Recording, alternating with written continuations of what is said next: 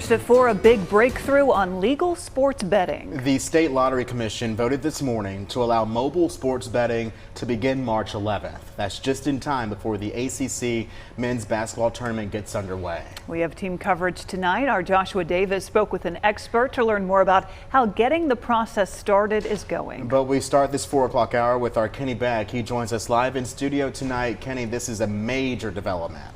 It is. We've known it was coming for a while, and now it's finally here when the State Lottery Commission announced late last month that legalized gambling would not launch in time for the Super Bowl. The next logical time of year on the calendar was the beginning of college basketball's postseason, and that is exactly when it's set to begin. You see it here. As of Monday, March 11th at noon, you'll be able to gamble on sports using your phone, your laptop, or a tablet here in North Carolina. You have to be at least 21, and you have to use a licensed operator's platform. In other states, some of the most popular ones are the DraftKings and FanDuel apps. Now, the timing of all this is significant because the next day, March 12th, is the start of the men's ACC basketball tournament up in D.C. That week is widely referred to as Championship Week across college basketball, with conferences big and small crowning their tournament winners. Then that weekend, March 17th, is Selection Sunday, when the field of 68 comes out for the men's and women's NCAA tournaments, commonly known as March Madness. Now, it's worth pointing out the state has not approved any licenses or certificates yet.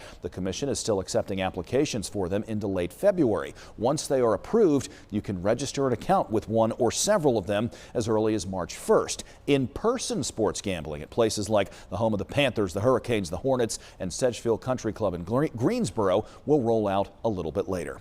We want to continue our team coverage now to Joshua Davis. He joins us live this evening from the home of Wake Forest basketball. And Joshua, some people are thrilled now that we know when online gambling is going to start here in North Carolina. Others, though, are worried about what it could lead to.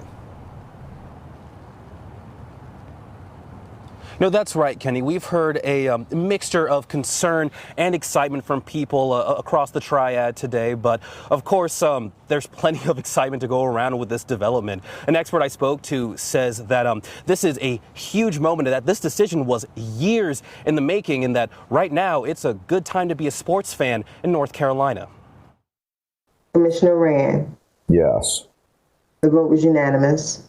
Betting on your favorite sports teams is nothing new. However, the decision of the North Carolina Lottery Commission will make those wagers legal starting in March, all on mobile platforms. Brad Sinkiff, a sports betting writer for Covers.com, says the next few months will be important for getting things off the ground. You know, some people might get confused by the app, or it takes a while to sign up their account. So they won't want to kind of get all of that out of the way. So they always, a lot of states do this where they sort of pre-registration period. And it helps them know, at least the sports book operators and even the state, it gives them an idea of sort of what that first day is going to be like. He says now will also be an important time to entice more people into getting into the hype, but not everyone is rushing to place their bets. Probably not. Sports is so unpredictable, it's difficult to bet on something like that.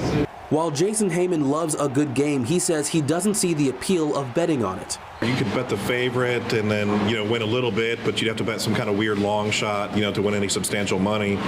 And it's almost impossible to do that in sports.